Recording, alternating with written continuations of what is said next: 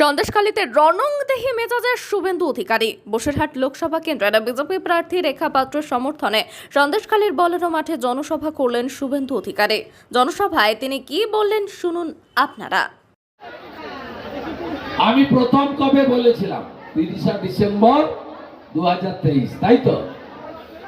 কোথায় বলেছিলাম? বসিরহাটের রেলের মাঠে। শাহজাহান, তোমার দিন গোনা হচ্ছে। 1 তারিখে বলল এই মেদিনীপুরের বুনোমোষ ছাল চামড়া ছাড়িয়ে প্যাকেট করে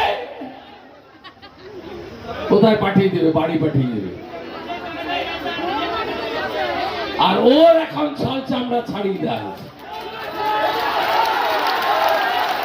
আমি দাবি করব ওকে এই জেলে রাখা যাবে না। মোবাইল ফোন ব্যবহার করছে, মোবাইল ফোন ব্যবহার করছে। আমার কাছে পুরো ডকুমেন্ট আছে।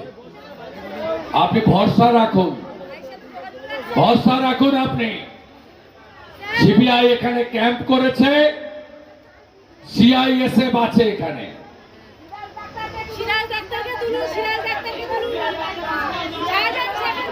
একটা লোক থাকবে না।